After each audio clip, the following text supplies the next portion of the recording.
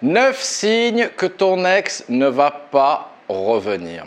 Alors on va évoquer les signes qui montrent justement que malgré les bonnes actions que vous avez mises en place, malgré le fait que vous ayez arrêté les interdits depuis quelques semaines, votre ex ne va pas revenir.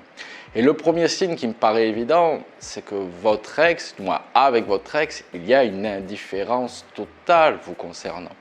Là, je ne parle pas lorsque vous faites les interdits ou lorsque votre ex a encore de la rancœur contre vous. Vous savez, si votre ex a une indifférence totale vous concernant, c'est-à-dire que votre ex reste toujours dans le neutre, vous ne l'énervez plus, il n'y a plus de complicité, bref, il n'y a plus d'émotion qui se dégage à votre contact.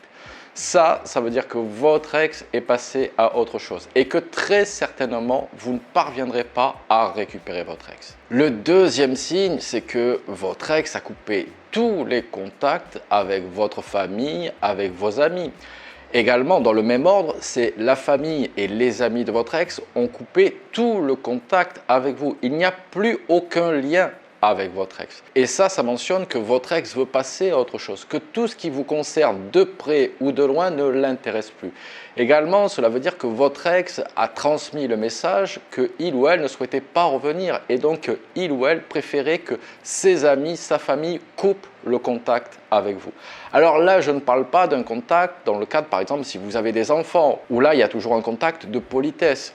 Mais si vraiment tous les liens sont coupés du côté de votre ex et du côté de votre famille ou de vos amis avec votre ex, cela veut dire que votre ex ne reviendra pas. Le troisième signe, c'est qu'il y a un refus catégorique de rendez-vous avec vous.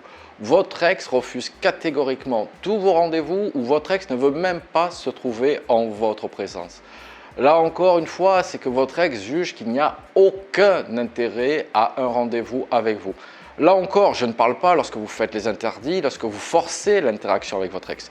Mais une fois que vous avez mis en place les bonnes actions, une fois que vous n'êtes plus vecteur de stress, que votre ex vous mentionne qu'il ou elle n'a aucun intérêt à vous voir, cela veut dire qu'effectivement, votre ex est passé à autre chose et ne voit pas une remise en couple potentielle avec vous. Le quatrième signe, c'est qu'il y a une absence totale de complicité avec votre ex. Vous avez fait un silence radio, vous êtes revenu avec du fun, avec du léger, peut-être même que vous avez recroisé votre ex. Et là, votre ex refuse toute complicité potentielle avec vous.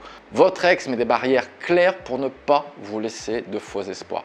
Là, encore une fois, ça veut dire qu'il y a peu de chances que votre ex veuille revenir.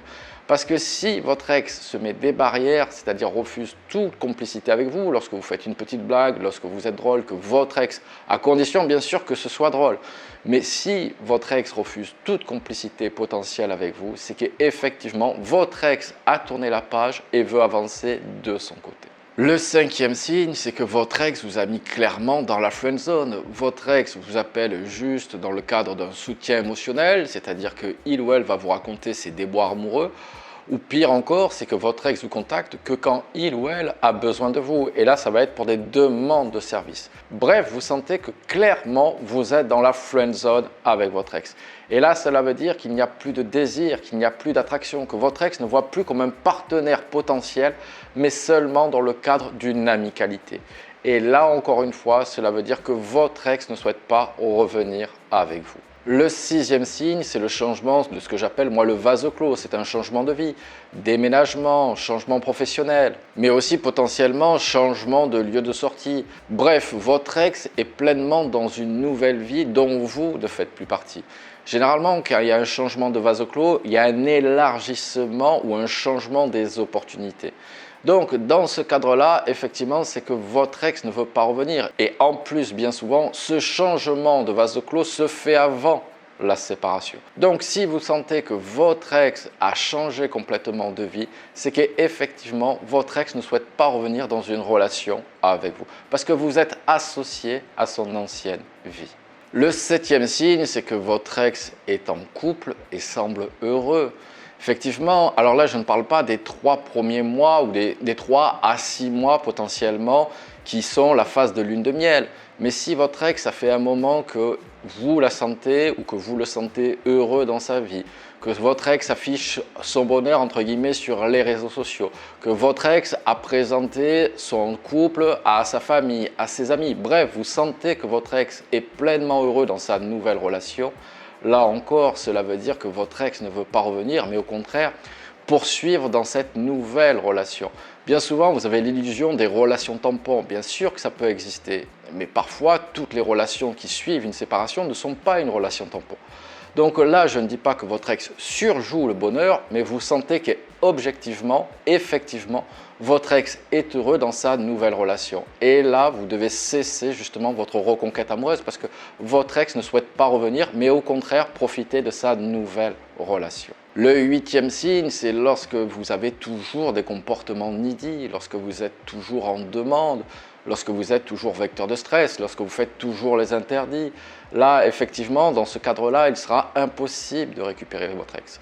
Je sais bien que vous avez du mal à le comprendre, mais ce n'est pas un break amoureux. Votre ex a choisi la séparation.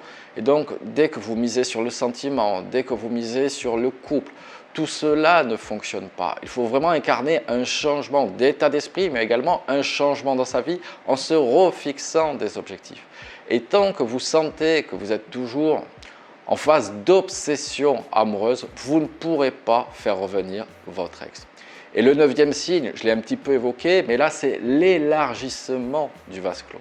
Et là c'est souvent dans le cadre, vous savez, vous étiez en cours ou dans les études, ou vous travaillez dans le même job que votre ex, et puis là il y a eu un changement de boulot. Là on est passé de étudiant à la vie active.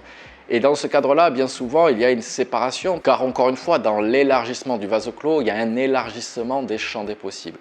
Et dans ce cadre-là, il sera très compliqué de faire revenir son ex. Regardez ces signes en cluster, mais encore une fois, ce qui va compter essentiellement dans une reconquête amoureuse, c'est vous. C'est qu'est-ce que vous faites pour vous améliorer, qu'est-ce que vous faites pour vous recentrer sur vous, pour vous refixer des objectifs. Et c'est ça la clé d'une reconquête amoureuse. Allez messieurs, dames, si vous avez besoin, n'hésitez pas à prendre une séance coaching, je vous ai mis le lien dans la description. Abonnez-vous à ma chaîne, comme ça vous recevrez toutes mes vidéos. Et je vous dis à très bientôt avec James D.